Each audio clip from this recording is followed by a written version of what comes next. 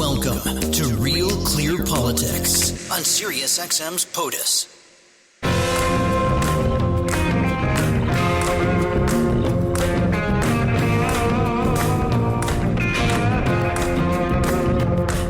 Welcome to Real Clear Politics on SiriusXM for Tuesday, November 12th. I'm Andrew Walworth, and I'm joined by RCP President and co-founder Tom Bevan and Washington Bureau Chief Carl Cannon. So, gentlemen, the Trump administration is shaping up quickly, especially when it comes to foreign policy and immigration. We have got Marco Rubio is slated to become Secretary of State. Elise Stefanik will take over at the UN. Tom Homan will be Trump's border czar. A bunch of other names have been released. What do you make of the team so far? And especially, what do you make of Rubio as Secretary of State? Yeah, I mean, we talked about this yesterday with Phil Wegman, and he had reported that Rick Grenell had some support, and he was on the short list along with Rubio and maybe one or two other folks. And it looks like Trump has gone with Rubio. So, look, Rubio, he's got an interesting past with Trump. They were rivals for the nomination back in 2016. Little Marco, there's a tweet that surfaced yesterday. Tweet from 2015 says, Trump said something like, he's a lightweight. I wouldn't put him in charge of one of my smaller companies. And here he is. I think the other interesting pick is Kristi Noem at Homeland Security. I mean, she sort of, after this book came out and it was a disaster, the story, they came into question about her meeting with Kim Jong-un and then the killing of the dog, execution style, she was basically sort of a rising star within the party and then basically went into exile almost. And now she's back and she's going to be running the largest security, in charge of all the border and everything. Everyone's going to report to her. It's an interesting choice.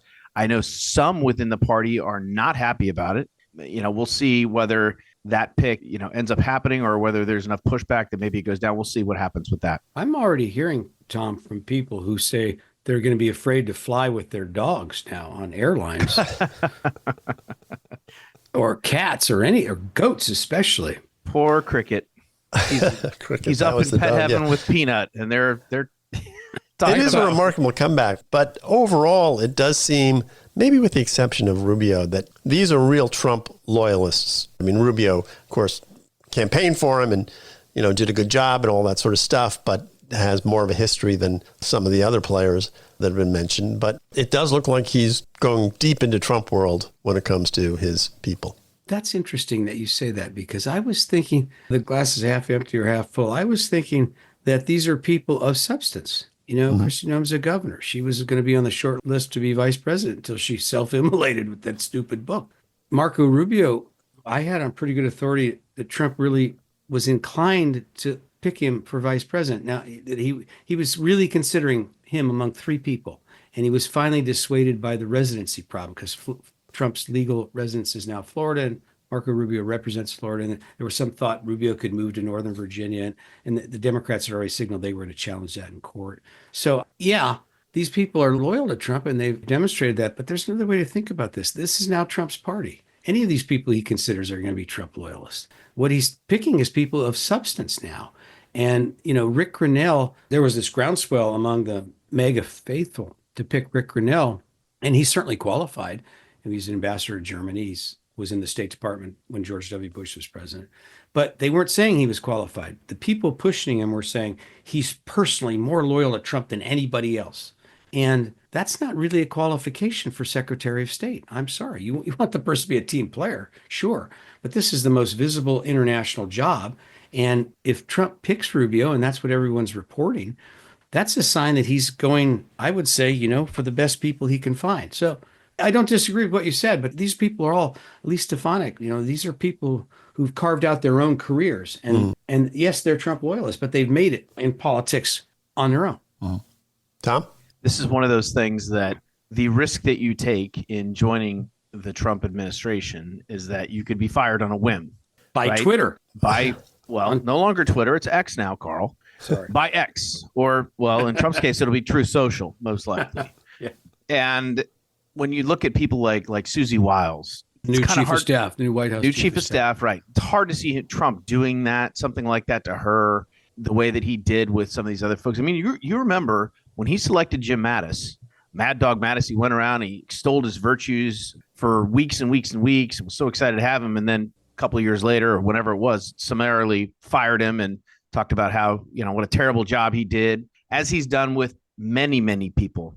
And you can't see him doing that with like a person like Susie Wiles, but you certainly could see him doing that with Marco Rubio, because he's already done it when they were running. So, it's one of the risks that all of these folks are taking when they take these big time jobs working for Trump.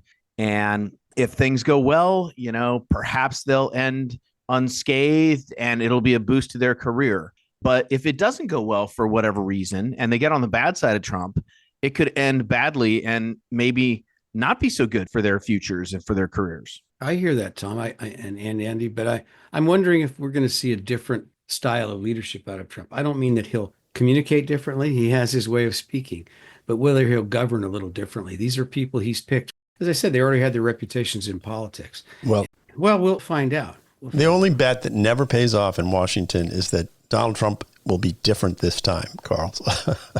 You might be right. Bet that you've lost a lot of money. Yeah, right. But back to Rubio for a minute, though. Let's just think about this and take Trump out of the equation for a moment. This is a remarkable career he's had. He was Speaker of the House in Tallahassee, Cuban-American, Jeb Bush's protege. The Tea Party decided they liked him in 2010. He ran. I interviewed him at that time. He ran for president, and he said he was giving up his Senate seat in 2016, ran for president. Trump obliterated the field, including Rubio. Rubio lost in Florida, and that night decided to get back into the Senate race. And now he's going to be the first Hispanic Secretary of State in the United States of America. However it works out for him, and out whatever medium Trump eventually fires him on, I think this is, it's time to just take a step back and say this is really a remarkable achievement for Rubio. Well, I want to talk about the House for a minute here, guys. It looks like at this point, the GOP will take over. According to the AP today, 214 of the 435 seats have been won by the GOP. They need 218 to form a majority. Tom, the AP says there's 17 uncalled seats left, 8 lean Republican, 8 lean Democrat. 1 is going to be Republican no matter what, because both of the 2 leading candidates are GOP members, so it'll be a GOP one way or the other. And Decision Desk HQ has called the House for the GOP. So someone has called it. What does this mean for the Trump administration that the Republicans now will control both houses of Congress? Well, it depends on how unified the caucus is, right? I mean, so it looks like, according to our projections, that the House Republicans will end up with 221, maybe 222, depending on what happens in Alaska, if that goes to ranked choice or not. And so 3-seat majority, 4-seat majority, if they're unified, they can get a lot done. And Nancy Pelosi was very effective with a very slim majority. Republicans haven't been as effective because they've had this split within the caucus, and we saw that play out with the speaker. Well, Tom, it wasn't really a split. Votes. It was 212 to 6. They had. That's true. Fair enough. But if they are unified and they can jam stuff through the House, then they obviously have an advantage in the Senate, but they not filibuster proof. And that will be sort of the next question. I mean, Premal Jayapal, the progressive congresswoman from Washington State, said the other day, she was quoted as saying she was all for nuking the filibuster if Democrats were going to have control because they could pass, all of these progressive pieces of legislation. And now suddenly she's not in favor of that anymore. I mean, she basically admitted sort of her hypocrisy and Democrats' hypocrisy on the issue. I don't know what Republicans will do about that. If they were to move to nuke the filibuster, they could do a lot and get a lot through both houses of Congress. I don't expect them to do that, but it certainly is one option that's being sort of talked about, and it's on the table. Well, the other thing about having the House is they're going to control these investigative committees. You're going to see investigations that you wouldn't have seen, including one into the, whether FEMA Same in the Senate. Yeah. Whether FEMA was letting partisan considerations affect their judgment and, houses they went to. The other side, if the Democrats had the House and Hakeem Jeffries was the speaker, Jamie Raskin of Maryland was going to make a serious effort to try and prevent Trump from becoming president, claiming he was a proven insurrectionist. And this is sort of some bizarre theory that came out of law school, and a couple of Republicans actually. But Raskin was serious about it. So this is not going to happen either. So it's a huge thing for Trump to have the House, even if it's only one vote margin. Right.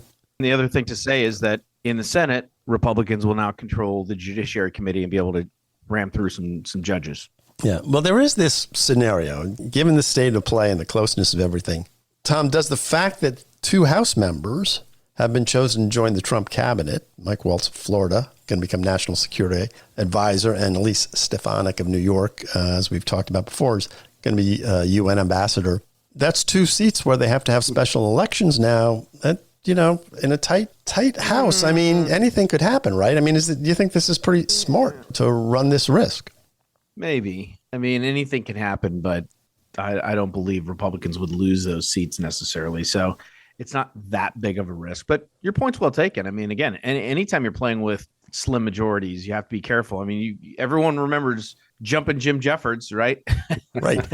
I do. Maybe some of our listeners don't, but Republicans thought they had the Senate. And well, they did have the Senate. They did have a couple of months. Yeah. Jeffords was a liberal Republican when that was not an oxymoron, from Vermont.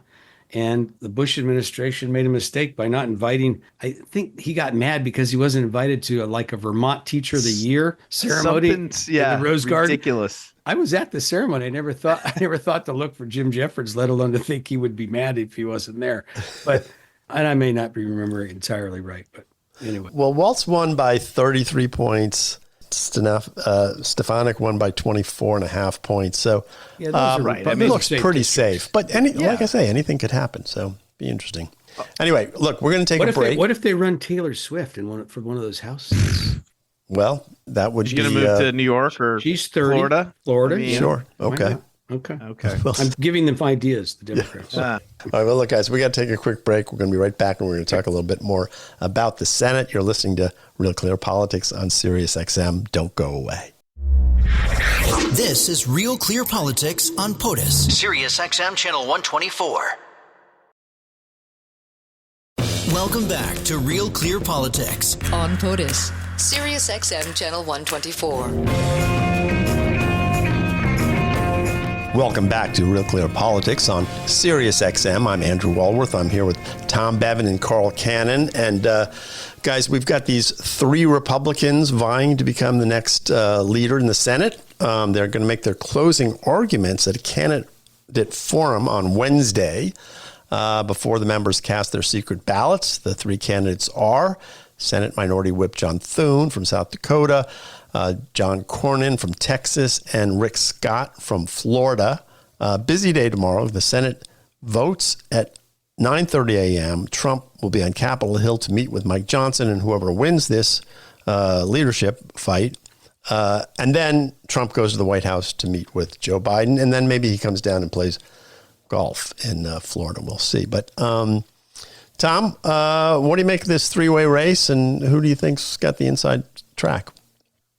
Well, I mean, it's going to be interesting to see. Both Cornyn and Thune are part of the current leadership structure in the Senate, right? So they've been working under McConnell, who was extremely, extremely disliked by rank and file Republicans. I mean, Mitch McConnell has been, there was a time where, he was in good standing because of the work that he did on judges and whatnot, but he's been at odds with Trump so much and worked in some ways to undermine Trump and Republican Senate candidates around the country over the last few years that, I don't know. I think Rick Scott, he's not he ran against Mitch McConnell before. And so I think he does have, a decent amount of backing in the Senate. So we'll see how this works out.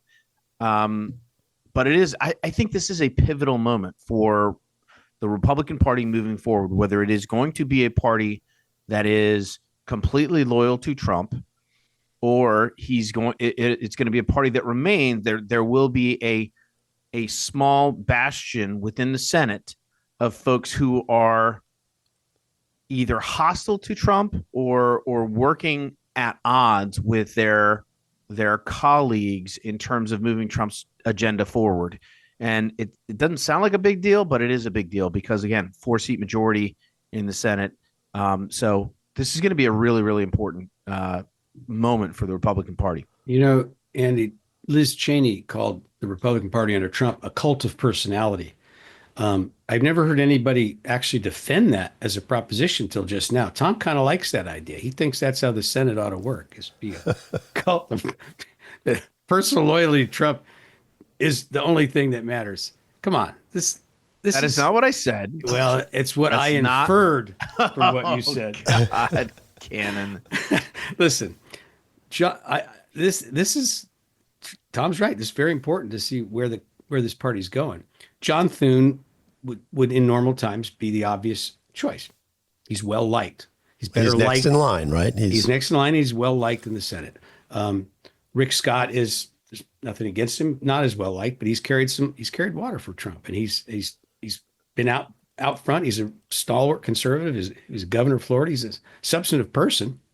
And Cornyn is, considered more of a creature of Washington. But to tell you how Machiavellian this gets, I had a Republican sent me an email, a person who would be sympathetic to what Tom just said, who said, it might be, don't rule Cornyn out because he's up for re-election in 2026, and the Trump people could tell him he have to play ball and do what Trump says, or they'd primary him. So this is the kind of machinations that's going on in this party right now. But I'll tell you this, that there is a tradition in the Senate, and I'd be curious if this holds. And the tradition is the president's not supposed to get involved in this. This is supposed to be the Senate does this. And so Trump, to me, it's a big temptation for Trump to try and get involved, and he'll be in the town. But if the Senate is left to their own devices, under tradition, they'd probably pick Thune. If they came to pressure, it'd be Scott, or under the sort of conspiracy theory that I heard, maybe John Cornyn. Yeah, well, Scott, he won, I guess, 10 votes last time he ran. It was in 2022. Not a great showing, but he's got all these Trumpies in his corner now, including Elon Musk. I was just going to say, he's been endorsed by Elon. This will be a test of Elon's influence in the Republican Party. Look, so he's got sort the of backing interesting. of Marco Rubio's backed him, Ron Johnson, Rand Paul, a couple others, and so he has support. Yeah. Is it enough to get him over the finish line? We'll have to wait and see. But Trump is involved already in this, Carl. He's already made some public pronouncements about it. His people are working behind the scenes on this. So I think Trump and his folks are knee deep in this because they also see it as a really, really pivotal moment moving forward. Are they going to be able to get stuff done or not? Are they going to have a Senate that works with them instead of against them? It's a big deal. And is it possible that Thune and Cornyn sort of split the vote? Split the rational vote? Yeah, and that Scott emerges, as the winner. I mean, it's pretty interesting. It really is. Yeah. Anyway, we'll find out on Wednesday. We'll know tomorrow morning. But Carl, I want to talk about California because someone else is in D.C. today. It's your buddy, Gavin Newsom, is here. He's lobbying the administration in his efforts to, quote, Trump-proof the state of California. His spokesman said he was here to talk about, quote, disaster funding, the approval of state health care initiatives aimed at improving access to health and mental health care for Californians, and crucial climate and clean air efforts. What's he really doing? Well, some people, cynical people, would say he's laying the groundwork to run for president in 2028. I am not a cynical person, so I think but what does Gavin Newsom care about? He cares intensely about climate change. He'd like to see, he and Governor Pritzker and Letitia James in New York gave, maybe these grandiose pronouncements. I'm going to protect my people. Well, Trump's not trying to do anything to Californians, but when he ran for president, including when he was in California, and he'd say, drill, baby, drill. Newsom sees a future, not a fossil fuel future, and California is suing these oil companies, presumably for allegedly causing global warming. So he's here to put down the stake and say, look, there are certain issues we're going to fight you on. But remember, Newsom worked with Trump pretty well during COVID. He was one of the few Democratic governors who didn't trash Trump publicly, and he made a point of saying, I can work with him on X, Y, and Z. So my guess is there is maybe a slight political dimension to his visit.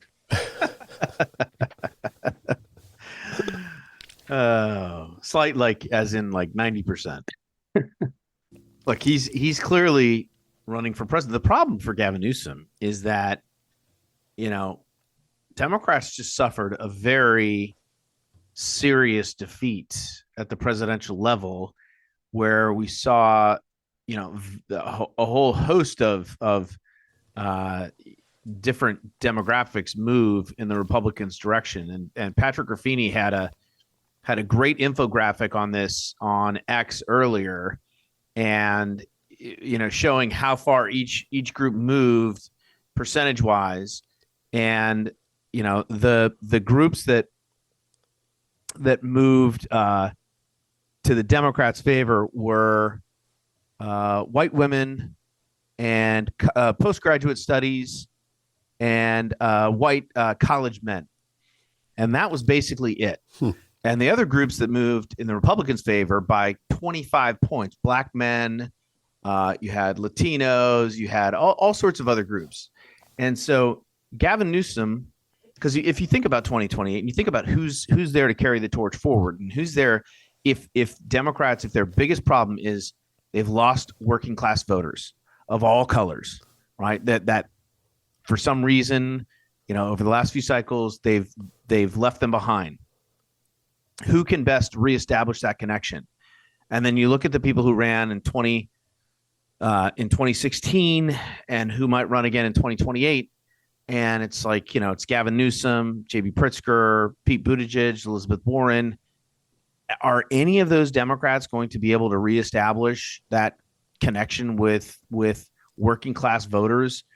I don't know that Gavin Newsom is the guy to do that. And what we saw in his state, where they passed Prop 36 overwhelmingly, which was enforcement of all of these crime measures. You had George Gascon in L.A. The prosecutor there was ousted by like 2/3 of the vote. He got his ass kicked in a landslide, right? Yeah, and you had the same thing happen in San Francisco. So no, in Oakland, they got rid of the mayor and the Oakland, I was going to say. So, Carl, just to review it, we've got London Breed, the mayor of San Francisco, losing to Daniel Lurie. He is the heir to the Levi Strauss fortune.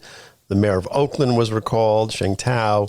Pamela Price was the DA in Oakland. She was recalled. So, is the Bay turning around? Is it turning red?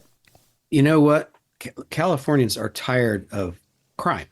And they had this, the pendulum swings wildly in California. When I was a young reporter there, pro death penalty was an 80% position.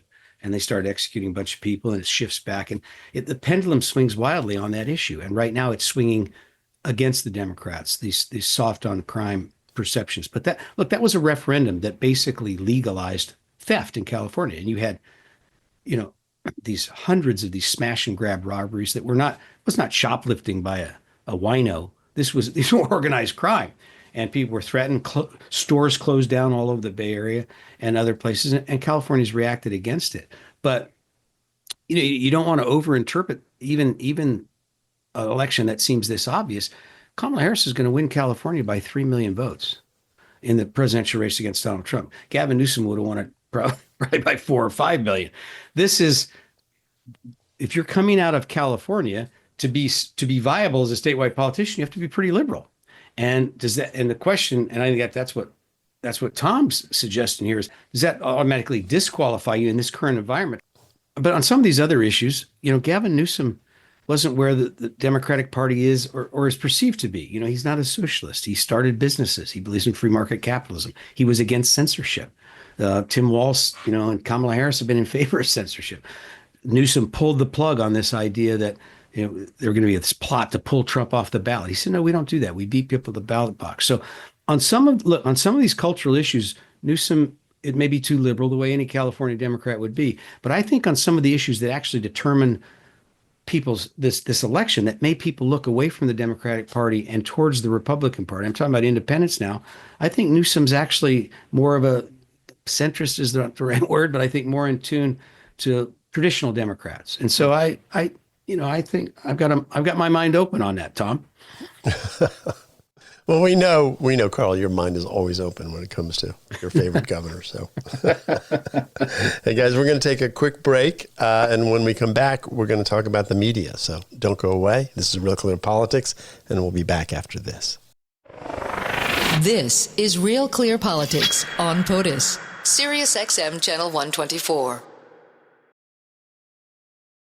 Welcome back to Real Clear Politics with Andrew Walworth. You're listening to Sirius XM's POTUS, Channel 124. Welcome back to Real Clear Politics on Sirius XM. I'm Andrew Walworth. I'm here with Tom and Carl. And Carl, interesting piece on the front page of RCP today from Outkick. The headline was MSNBC and CNN ratings tank after Trump steamrolls Kamala Harris. This is from Mediate. Was quoted in the in the article. MSNBC averaged about 600,000 viewers on last Thursday. Let me see. CNN about 400,000. Trump 2.6 million. So even though you mean Fox News? Fox. Oh, what did I say? You said Trump. Oh, okay. Let me do this again then. Okay. That's too big a. Yeah. Too big a Freudian slip. Freudian slip. Sorry, Wendy. Here we go. 3, 2, 1. Welcome back to Real Clear Politics on Sirius XM. I'm Andrew Walworth. I'm here with Tom Bevan and Carl Cannon. And Carl, we had an interesting piece on the front page of RCP today. It was from Outkick, and the headline was MSNBC and CNN ratings tank after Trump steamrolls Kamala Harris. They had some numbers from Mediate. MSNBC averaged about 600,000 viewers on last Thursday. After the election, CNN about 400,000, Fox 2.6 million. Pretty bad numbers for MSNBC and CNN. Some people say legacy media is the biggest loser in this election after Kamala Harris. Is that true? Well, if you've been watching those shows, especially MSNBC, but and CNN goes in and out, they'll be really good for a while, really old school, and then succumb to the temptation. But they've been bashing Trump relentlessly for 9 years, and they have, he's regularly called a Nazi and a fascist on these networks, and now he's won all the swing states. He's probably going to win the popular vote. And so if you're watching that, if you're one of those audiences, some of those people are thinking to themselves, gee, Trump just won and I didn't see it coming. Maybe I need to go to Fox and find out what's really going on, or at least what the other half of the country thinks.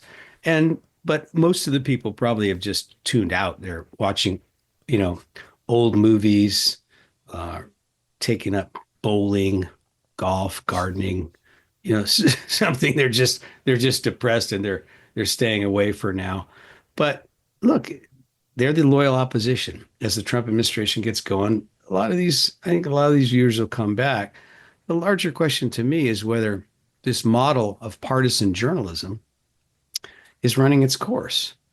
Is there going to be a place where people who just want the facts go in, or at least both sides of an argument? And I think that's necessary. I'm on record. That's what Real Clear Politics does. It's what I've done my whole career. And I hope that that's the case, because, Charles Lipson has a piece.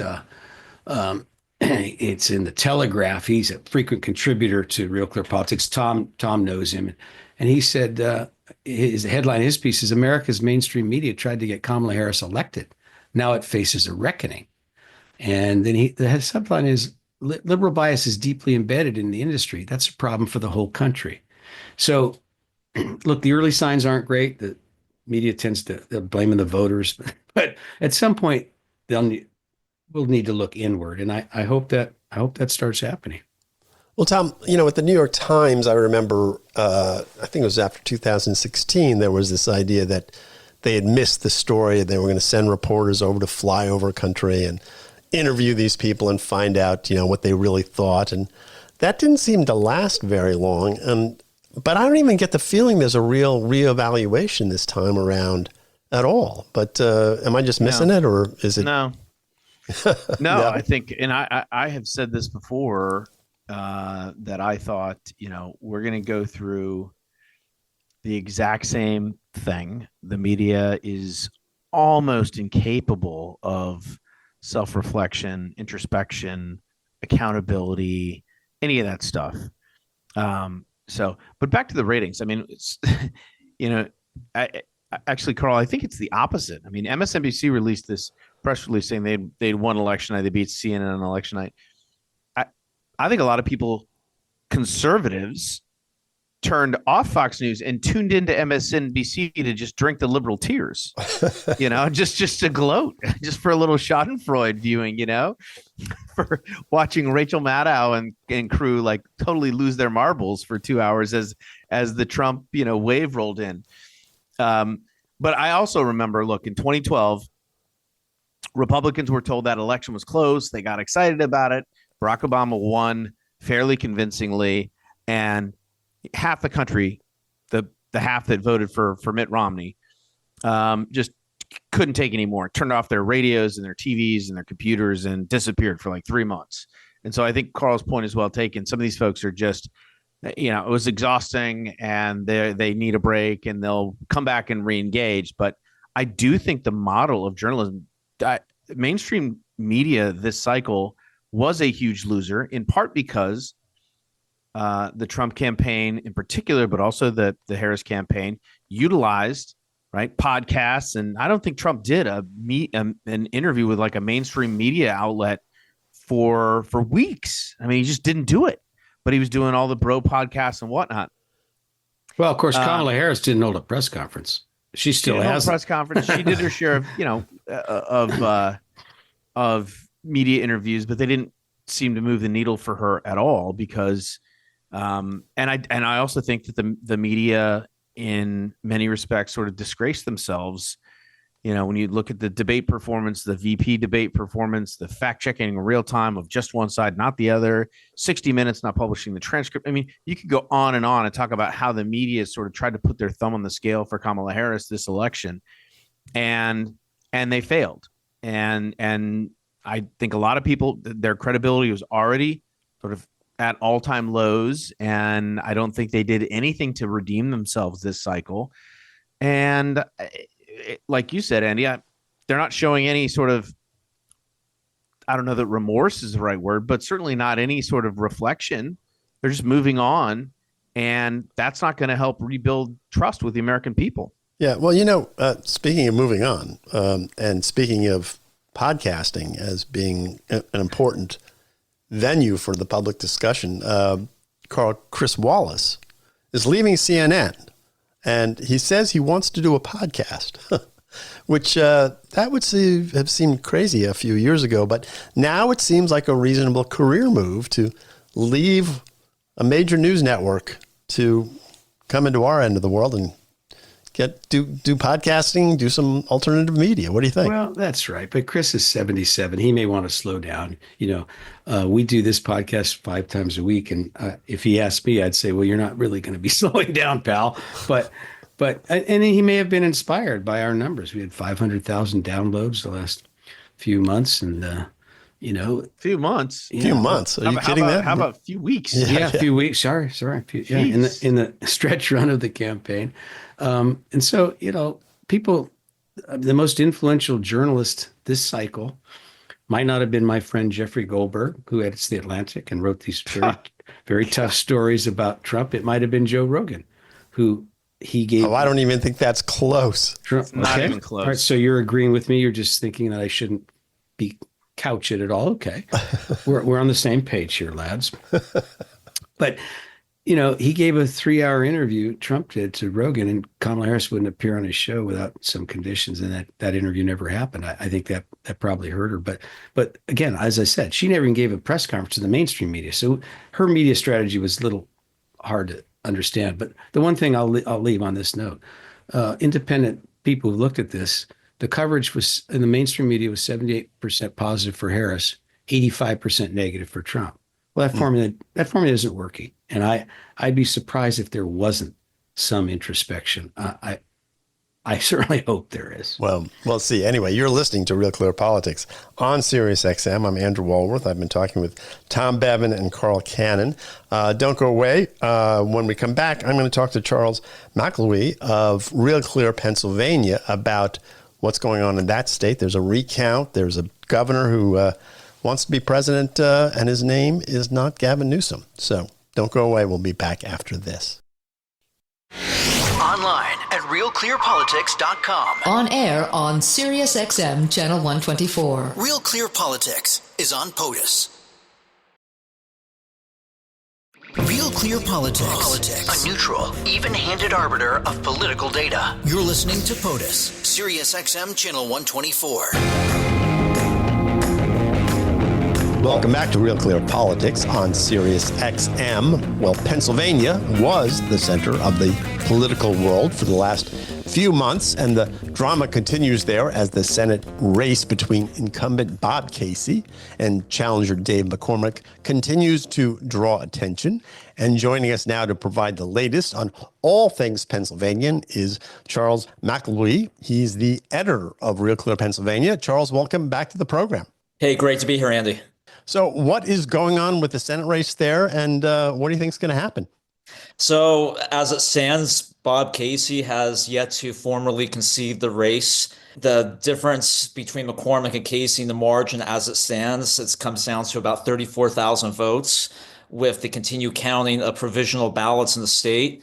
If the difference in the margin between Casey and McCormick is between 0.5%, then under state law, an automatic recount is called for. In McCormick's case, somewhat a repeat of history if that were to happen, although very doubtful, because in that race that McCormick had in 2022 in the primary between Dr. Mehmet Oz and himself, McCormick, the difference was 972 votes, but McCormick conceded.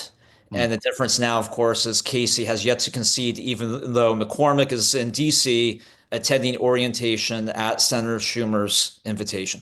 Yeah, that was a question for a while there, wasn't it? Whether he would come to D.C. or whether he'd be invited, I guess.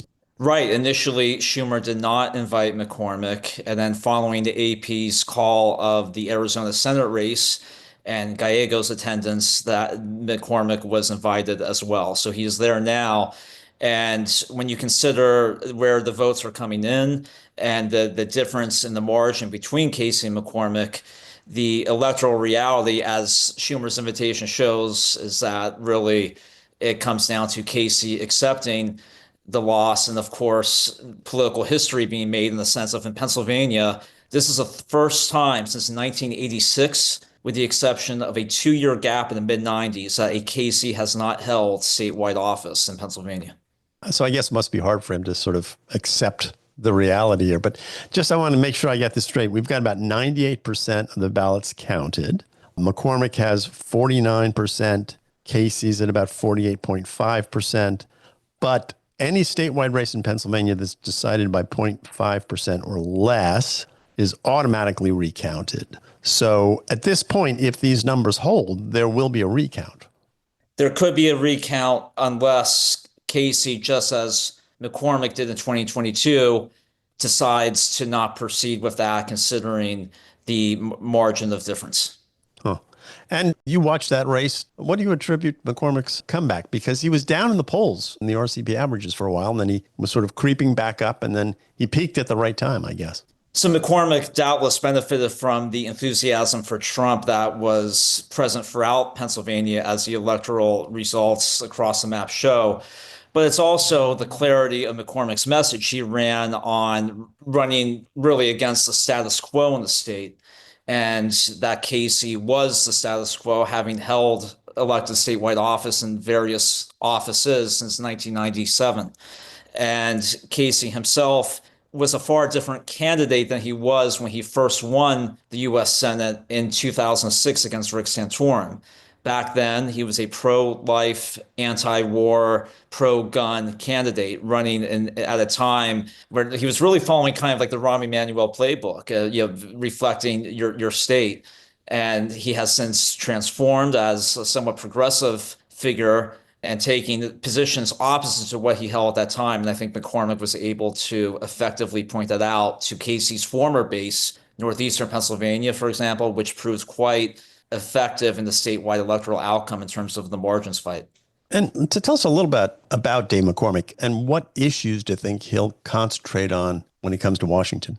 So I think McCormick in many ways is a throwback in the sense of he's a figure like another very popular U.S. senator from the past in the late 80s, John Hines. John Hines was from Western Pennsylvania, a moderate Republican who, although he was aligned with Reagan on many issues, at times would break away from him. Ironically, on the issue of tariffs, for example, Hines was very pro-tariff at the time when the Reagan administration did not feel the same way. And I think McCormick will be that type of senator, that he will align oftentimes with the Trump administration, especially on economic concerns, but that won't always be assured. And the fact that he overperformed the suburbs shows that McCormick is kind of the playbook for Republicans in the sense of how to perform better in suburbs compared to how the party has performed in recent cycles. Huh. Well, let's talk about your governor, Josh Shapiro. He missed being named Kamala Harris's vice president. But now, maybe that was a good thing, because now he's on the list of these governors who may help rebuild the Democratic Party. These are people like Andy Bashar of Kentucky, Roy Cooper, North Carolina, Gretchen Whitmer from Michigan, and of course, Gavin Newsom, California. Does Shapiro have national ambitions, and how is he viewed in Pennsylvania politics after the state went for Trump and they sent this Republican to the Senate? So Shapiro continues to track above his predecessors in the governor's office when it comes to approval ratings. So that continues to hold in his favor. And he undoubtedly does harbor presidential ambitions, certainly for 2028. And I think it's a safe assumption, including among Republicans here in Pennsylvania, that Shapiro would be reelected in 2026 here in Pennsylvania. So he has national ambitions, but of course, it's at a time when the bench will be quite vast, and it may not necessarily work out when you consider how many people plan to run, although, of course, he represented the all-important state in this election. Shapiro is definitely, it will be interesting to see how he aligns, let's say, with Trump, for example, on economic policy. I mean, clearly in the state, Trump's message resonated. And Shapiro in 2022, when he first ran and won the governor's race, he performed quite well in the very regions that were critical to Trump's victory in Pennsylvania this year. And, you know, it's just my observation, but a lot of these governors came out and sort of immediately said, you know, I'll stop Trump at the border. Don't come after my people, all this sort of stuff, these sort of statements. And Newsom is in D.C. today. We talked about it earlier in the program, talking about Trump-proofing California. I didn't get that feeling from Shapiro. I haven't heard, maybe I missed it, but I haven't heard sort of that kind of rhetoric out of him. His official statement was more muted, and, you know, it seemed more like a standard thing to say after getting whopped in an election. Yeah, he has been quite quiet besides that statement post the Trump victory. And certainly, I imagine the period of introspection for himself when you consider how he campaigned for Harris in Pennsylvania. But it will be fascinating to watch, Andy, because there's a lot at play here. For example, Larry Krasner will be up for re-election if he proceeds with running for a third term as a district attorney in Philadelphia in 2025. Will Krasner follow the Gascon path in LA and possibly lose in the primary? And likewise, in Pittsburgh, there's a deeply unpopular mayor there at a time when the city is struggling. How will Shapiro respond to various, let's say, state level factors while also working with the Trump administration at a time when issues like the economy and the border, those were the winning issues in the Commonwealth? We've got about a minute left here, but, you know, you've been inundated with political ads. You guys have been, I'm talking about this whole state of Pennsylvania has been sort of the center of the political universe. Do you think Pennsylvania will be a swing state again 4 years hence? Or is it moving towards becoming a red state? No, I think it will still be a swing state. I think the state is so complex. When you look at the margins of certain regions, it tells a deeper story, and suburban growth will continue. And that is a stark reminder for the Republican Party with that suburban growth. What does it mean? And I think McCormick, for example, in his Senate victory, which once Casey concedes, that shows, his campaign shows how Republicans can overperform in regions that they have been underperforming in the Trump era. Well, Charles, we're going to have to leave it there. You've been listening to Real Clear Politics on Sirius XM. My name is Andrew Walworth. We're going to be back tomorrow. So we'll see you then. Have a great evening. The Politics of the United States. This is POTUS on Sirius XM Channel 124.